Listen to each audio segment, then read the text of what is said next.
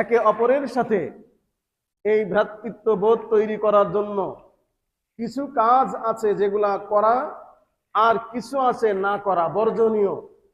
বর্জনীয় কাজের ভিতরে একটা কাজ হলো হিংসা, বিদ্বেষ, অহংকার, পরনিন্দা, পরচর্চা, এগুলোর থেকে বেঁচে থাকা।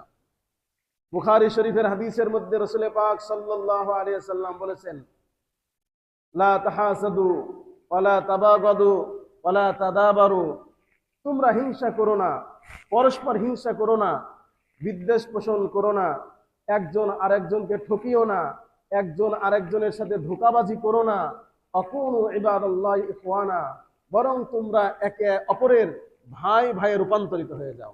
সুবহানাল্লাহি ওয়া বিহামদি। এই ইসলাম আমাদের, এটাই ইসলাম আমাদেরকে শিখালেন।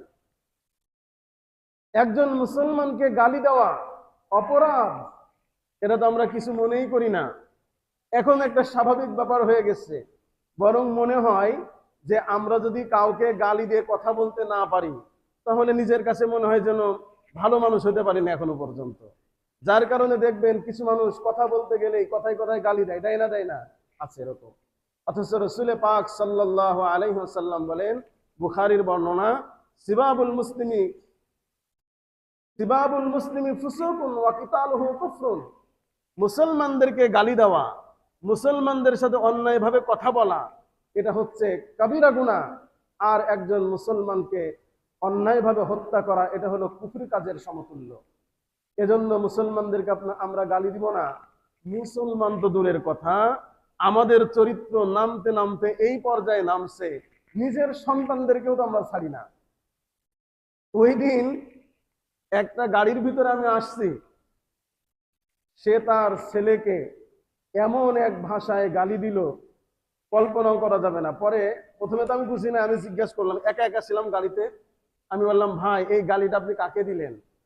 বললো যে, ভাই আমার ছেলেকে। নাউযুবিল্লাহি মিন যালিক, আপনার ছেলেকে যে আপনি এই গালিটা দিলেন, তো হয় আপনি কুকুর বললেন অথবা শুয়োর বললেন, তো আপনি তো সেটা হলেন। একবার চিন্তা করে দেখছেন, আপনি যে অমকের বাচ্চা তমকের বাচ্চা বলে গালি দিচ্ছেন, তো বাচ্চা তো আপনারই, আপনি তো সেই জিনিস। এতটুকু হিতাহিত জ্ঞান আমাদের হারিয়ে গেছে, নিজের সন্তানকে অমকের বাচ্চা তমকের বাচ্চা এগুলো আমরা বলে যাচ্ছি।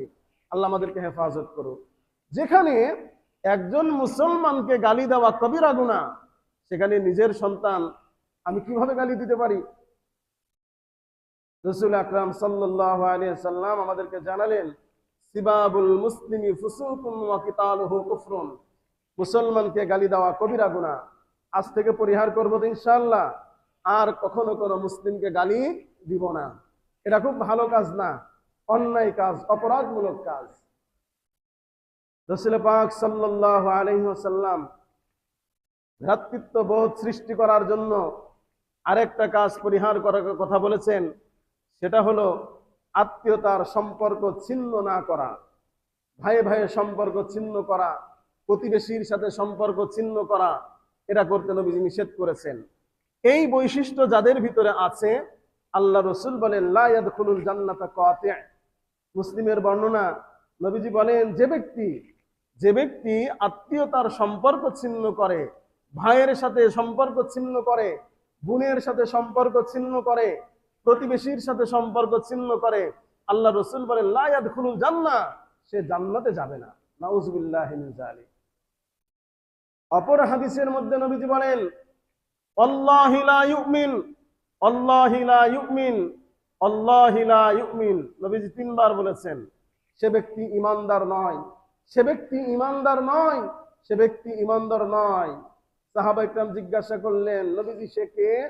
রাসূল পাক সাল্লাল্লাহু আলাইহি ওয়াসাল্লাম বললেন, লা ইয়ামানু জারুহু বাওয়াইকাহু, যেই মানুষের প্রতিবেশী তার অনিষ্টতা থেকে, তার খারাপ কাজকর্ম থেকে, তার খারাপ কথাবার্তা থেকে নিরাপদ থাকতে পারে না, ওই ব্যক্তি কখনোই মুমিন হতে পারে না।